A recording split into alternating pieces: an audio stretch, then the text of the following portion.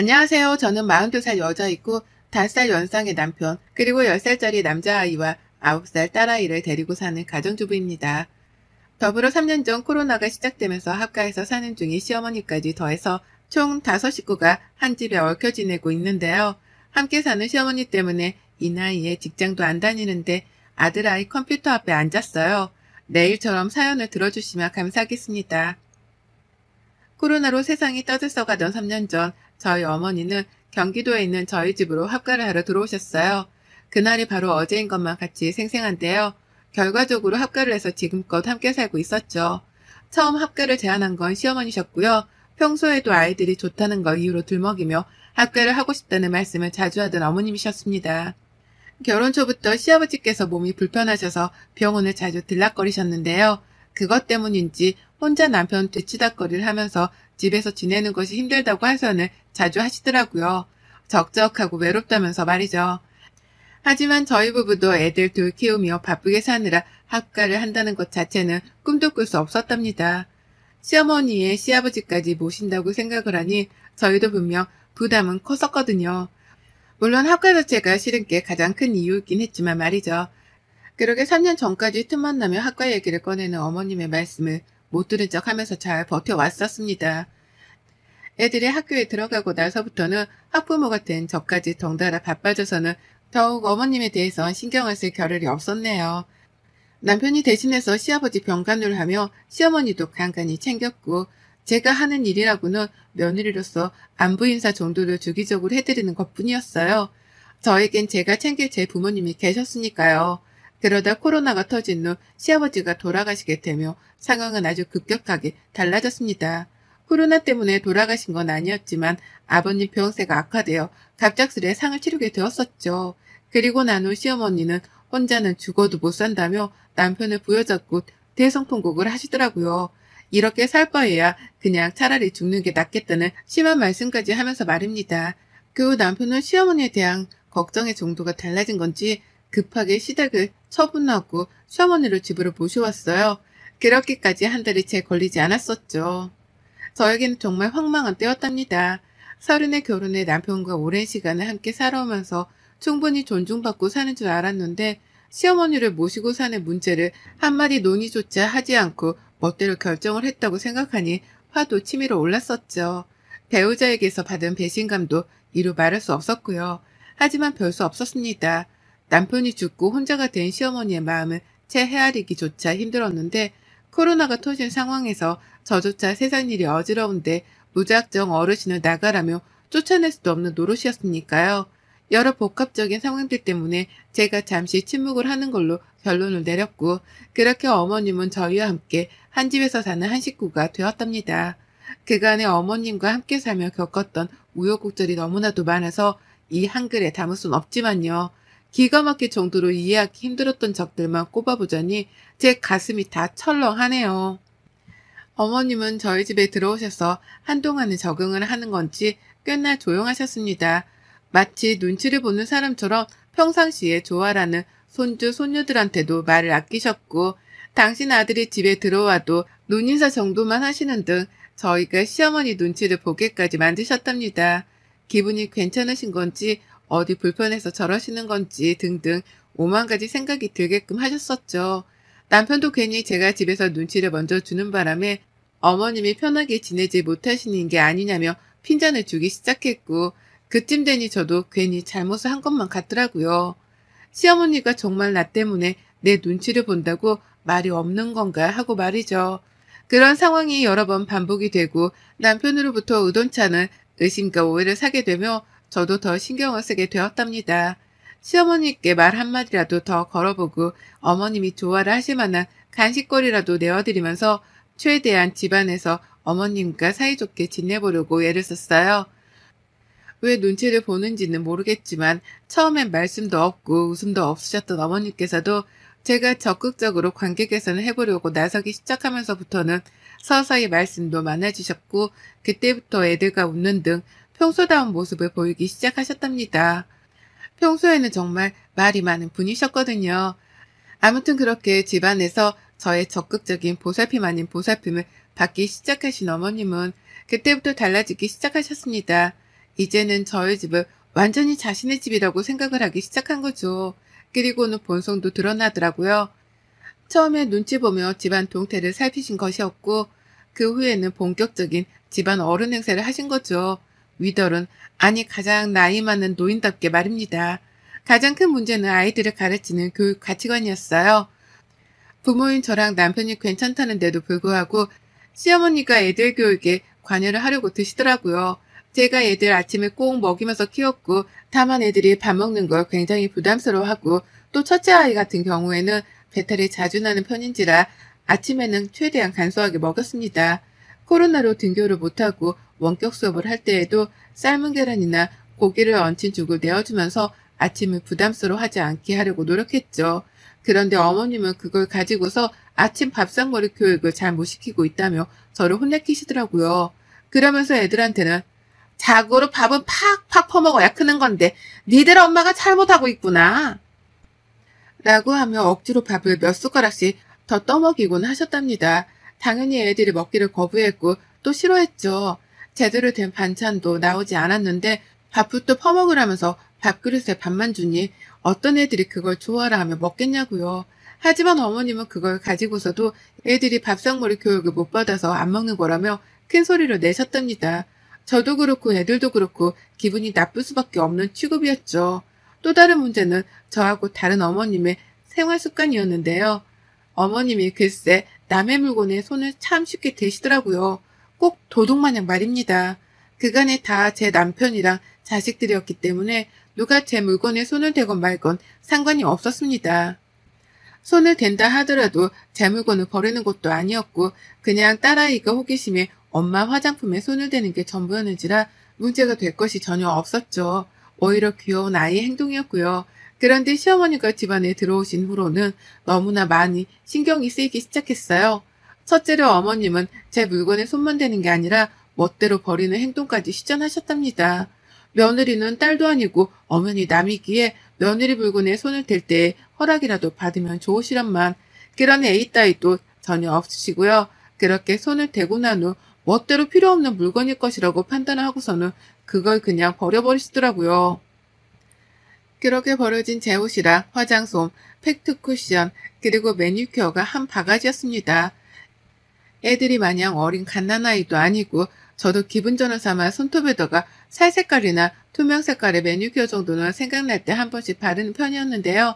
그것마저도 어머님은 얘 엄마가 사치이고 주접떠는 짓이라며 버리셨어요. 옷도 며느리가 뭘 입는지 구경을 하고 싶었다며 옷장을 열어보고서는 조금이라도 무늬가 있어 보이는 건 교양없어 보인다는 말씀을 하시며 버리셨고요. 이런 행동을 하필 제가 집에 없을 때마다 골라 해내시는 바람에 저는 제 물건이 쓰레기통에 처박히다 못해 집 밖으로 버려지는 과정을 지켜보지 못했답니다. 그리고는 뒤늦게야 눈치를 채고서 시어머니랑 입씨름을 하며 혼자 혈압이 치솟아 오르곤 했죠. 어머님은 일방적으로 자신이 맞는 선택을 했다고 주장하시며 전혀 죄책감 같은 것도 가지질 않으셨고요. 어디서부터 문제였는지 이제는 정확히 기억도 나질 않습니다. 시어머니가 도대체 왜 저러시는지에 대해서 이제는 이해를 할 힘도 없고요. 그저 남의 물건에 손을 댈 때 제발 허락이라도 받아주셨으면 싶은데 그런 기본마저 바라는 게 사치라는 걸 잘 알았는지라 어머님에 대해서는 거의 체념을 하다시피 내려놨어요. 그런 사람과 한 집에서 살아간다는 건 정말이지 괴로운 일이었고 그걸 증명하듯이 저는 언젠가부터 40 초반인데 머리카락이 빠져나가기 시작했네요. 자고 있으면 베개 위에 머리카락이 한 움큼씩 빠져있는데 병원을 가보니 스트레스가 원인이라는데 시어머니 때문에 이 나이에 스트레스를 받다 못해 머리카락까지 빠지다니 생각할수록 차차하고 내 부모님을 볼 면목이 없었어요. 잘 사는 모습만 보여드리고 싶은데 뵐 때마다 나이가 팍팍 들어가는 모습을 보여드렸거든요. 친정 부모님까지도 걱정이 많으실 수밖에 없었답니다. 이런 시어머니하고는 정말 끝없는 전쟁을 한 집안에서 이어가는 중이었어요. 언제 끝날지 모르겠다며 저 스스로도 이 싸움의 끝을 감히 짐작조차 못하고 살고 있었는데요. 문제 덩어리인 시어머니가 큰 건 하나를 해내고야 마셨답니다. 지금 생각해도 열불이 나서 손이 파르르 떨리네요. 제가 너무 괴롭고 힘든데 어디다가 스트레스를 풀어야 하나 고민을 하던 중 피부 관리를 시작했어요. 저희 친정엄마가 저 볼 때마다 주름살이 너무 늘어간다며 가슴에 피멍이 드는 심정이라며 괴로워하고 난 후부터였죠. 내가 시어머니 때문에 빠른 노화를 겪고 있는데 이 모습을 친정엄마한테 계속해서 보여드리기만 할 수는 없다 싶었습니다. 그래서 내가 할 수 있는 한 피부 관리도 하고 내 자신을 가꾸면서 엄마한테도 딸이 예쁘게 나이 들어가는 모습을 보여드려야겠다 결심을 했어요. 그때부터 남편이 주는 용돈을 쪼개 제 화장품 사는 데에 쓰기도 했고요. 샤워하고 나와서 직접 만든 팩을 얼굴에 바르고 또 화장품으로 피부 관리도 하다 보니 언젠가부터는 자기 관리를 하는 그 시간이 너무 행복했습니다. 그 시간만큼은 온전히 나를 위해 투자를 하는 시간이었기 때문에 자존감도 괜시리 올라가는 것 같고 힐링이 되었어요. 아이들한테도 그 시간만큼은 엄마를 방해하지 말아달라 부탁을 했을 정도로 저는 하루 중 저녁 20분 동안에 즐기는 그 관리 시간이 행복했습니다. 근데 저희 남편이 고생시켜서 미안하다며 비싼 화장품 브랜드의 로션 하나를 사줬던 게 있었는데요. 정말 이게 언젠가부터 줄어드는 속도가 너무 빠른 거예요. 비싸서 아깝다며 아끼고 아껴가며 쓰던 중이었는데 다음날 쓰려고 보면 농담이 아니라 무슨 로션이 0.5cm씩 줄어들었습니다. 그 정도 용량이 줄어들려면 펌프를 적어도 5번에서 10번은 했어야 할 텐데 그 속도로 로션이 줄어들어 갔어요. 그러니 눈에 확 띄는 바람에 눈치를 챘고 전 단박에 알아차렸죠. 이게 다 시어머니의 짓이라는 거 말입니다. 어머님 말고는 이 짓을 할 사람이 없었어요. 혹시나 싶어 저희 딸아이한테도 물었지만 아이한테선 엄마 그거 엄청 아끼는 거잖아 라고 하면서 엄마가 아끼는 물건에는 손을 안 댄다며 말해주더라고요.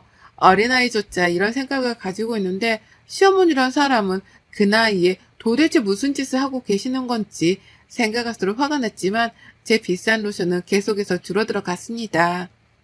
일전에도 제 매니큐어나 화장품에 몇 번씩 쓰거나 버리는 등 손을 댄 적이 많았는데요. 이번만큼은 너무 아깝더라고요. 일단 남편이 사준 화장품이기도 했고 제 용돈으로는 절대 사지 못하는 비싼 브랜드였기 때문에 저도 속으로 너무 아까워 미치는 줄 알았습니다. 그래서 더더욱 시어머니께 손대지 말라고 빨리 경고를 날릴 참이었어요. 그리고는 어머니께 하루 날을 잡아 물었습니다. 혹시 내 로션에 손을 대냐고 말이죠. 용량이 매번 빠른 속도로 줄어든다며 제가 직접 핸드폰으로 매일 밤마다 찍었던 사진까지 보여줬습니다. 전날 이만큼 썼는데 다음날 이만큼밖에 남아있질 않는다고 하면서 혹시나 시어머니가 잡아 떼실까 싶어 증거까지 보여주면서 대화를 시도해봤는데요. 상상 이상으로 어머님은 뻔뻔하시더라고요. 오히려 적반하장으로 제게 나를 도둑 취급하는 거야 너? 라고 하며 기분이 굉장히 더럽다는 듯 불쾌한 표정을 지어 보이곤 화를 내셨답니다. 내가 비록 합가를 해서 살긴 하지만 그렇다고 네가 나를 기생충 취급하는 거를 못 본다. 내가 내 집 팔고 가져온 돈이 얼만데 넌 꼴랑 그 로션 하나 쓰는 걸로 생사람을 잡고 그러니? 라고 덧붙이면서까지 말이죠. 어찌나 생사람 잡는다고 유난을 떠시던지 오죽했음 제가 정말로 생사람을 잡는 중인 건가 싶어서 시어머니의 언변에 휘둘릴 뻔도 했어요. 다만 저는 시어머니를 지난 3년 내내 겪어왔었기 때문에 이번에도 분명 어머님이 한 짓이 분명할 것이라고 확신을 했죠. 다만 물증이 없었을 뿐 말입니다. 그러다 제가 괜찮은 생각을 해냈어요. 이미 시어머니가 못 찾으시도록 로션병을 화장대 서랍 안 깊숙한 곳에 숨겨놨는데요. 그냥 혹시나 싶었지만 시어머니가 또 로션을 발견하고서는 써버릴 상황을 대비하기 위해서 일부러 로션병 안에 있는 내용물을 모조리 다 일회용 로션통 안에다 옮겨버렸답니다. 그리고는 기존의 로션병 안에다가는 밀가루를 살짝 섞은 물을 대신해서 넣어버렸죠. 겉보기에는 영락없는 로션과도 비슷해 보였고요. 이 짓을 하면서도 내가 이렇게까지 해야 하나 싶어서 환멸이 나긴 했으나 전 또다시 내 물건이 시어머니 손에 만져지는 걸 원치 않았는지라 일단은 시도를 해봤습니다. 쓰고 이상하다 싶으면 본인도 하던 행동을 멈추시겠거니 하면서 말이죠. 그런데 그날 밤 바로 반응이 나왔어요. 제가 먼저 샤워를 하는 로션을 발랐고 잠들기 전 작은 애 숙제를 봐준다면서 애들 방에 잠깐 들어가 있었는데요. 그 사이 샤워를 마친 시어머니가 제 방으로 들어가셨던 모양이더라고요. 전 어머님이 소리를 치며 저를 찾으시기 전까지도 이 사실에 대해서 몰랐습니다. 막 작은 애랑 대화를 하고 있는데 밖에서 시어머니가 서윤이 엄마 어딨어? 빨리 좀 나와봐. 라고 하면서 저를 급하게 찾으셨어요. 어머님이 원래 정색할 일이나 저와 국거리를 두려고 하는 일에는 저희 딸 이름을 넣어서 누구 엄마야 하고 부르시거든요. 이번에도 딱 그런 상황이었답니다. 나가보니 어머님은 제 로션병을 아주 당당하게 들고 계셨죠. 너 이거 뭐야? 이 안에 든 게 뭐야? 이거 왜 이래? 내가 이걸 팔았는데 순간 얼굴이 굳어지면서 뭐가 힘을건 게 올라오는데 이거 뭐냐고 빨리 말 안 해? 라고 하면서 로션병 안에 든 내용물의 정체를 물으시더라고요. 제가 밀가루 섞어놓은 물인데 그걸 귀신같이 알아내신 겁니다. 얼굴에 펴 바르자마자 냄새도 이상하고 물이 마르면서 밀가루가 얼굴 위에 쌓이며 껍질 같은 게 생겨서는 껄끄러워졌다는 이유로 눈치를 까신 거였죠. 그리고 저는 그때다 싶어 아주 당당하게 물었어요. 뻔뻔한 시어머니께 당당하게 받아친 거죠. 왜 제 물건에 손대세요? 그거 제 로션인데 그걸 왜 바르세요? 남의 허락도 없이? 라고요. 어머님은 순간 아차 싶었던지 잠깐은 말을 잇지 못하셨지만 이내 말씀하셨습니다. 지금 그게 문제야? 이게 뭐냐고! 이거 왜 이래? 라고요. 그리고는 저한테 뭐가 들었는지 빨리 말을 하라고 하시는데 제가 그걸 순순히 대답해 줄 리가 없었죠. 왜 남의 걸 만지시냐니까요? 그 대답을 먼저 해주셔야 하는 거 아니에요? 라면서 더욱 깊게 파고드는 질문을 던졌더니만 어머님은 아유 짜증나! 라고 거품을 불며 화를 내셨습니다. 그리고는 이게 진짜 뭐냐니까? 라며 마치 음식물 찌꺼기 물이라도 얼굴에 묻었다는 듯이 손사래를 치시며 화장실로 달려가셨어요. 세수를 하기 위해서였죠. 그리고 저는 어머님을 따라 화장실 문 앞까지 쫓아가서는 말씀드렸습니다. 그러게 왜 남의 화장품을 건드리셔서 그거 밀가루 탄 물이에요. 피부엔 별 탈 없으니 너무 겁먹지 마세요. 라고요.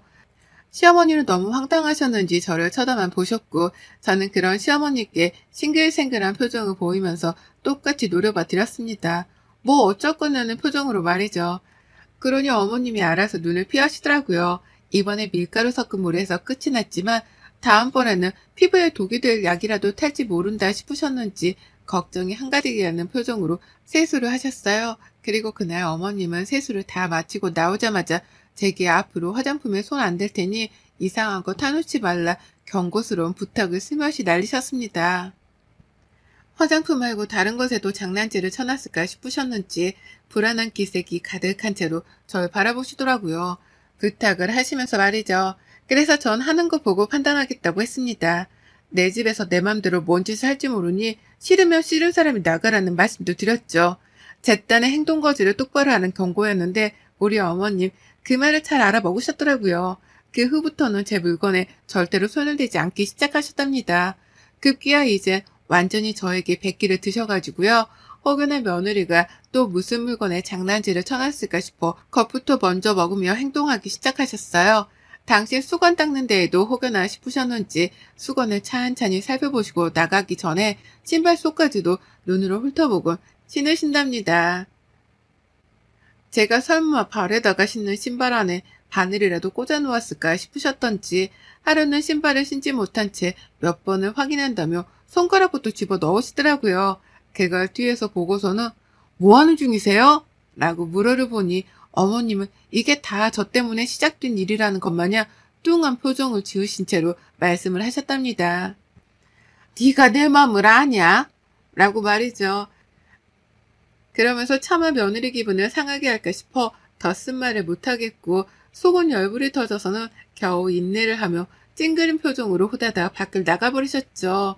밀가루 섞인 물의 여파가 크긴 컸는지 별의 별것에도 눈으로 확인부터 하고서는 행동을 하시는데 그 불편함이 저에게까지 느껴지는 게 너무나 통쾌하네요.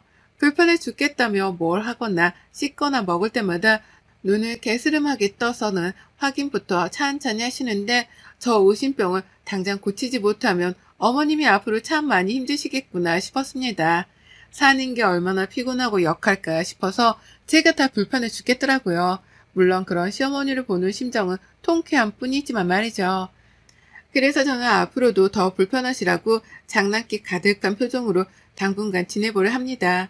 밥을 먹을 때에도 일부러 괜한 의미심장한 표정을 지어 보이면서 시어머니를 불안하게 하고 또 써보시라면서 안마기를 건네드릴 때조차도 어떤 일이 일어날지 두고 보자는 장난꾸러기 같은 표정을 지어 보이면서 어머님을 긴장케 만들려고 해요.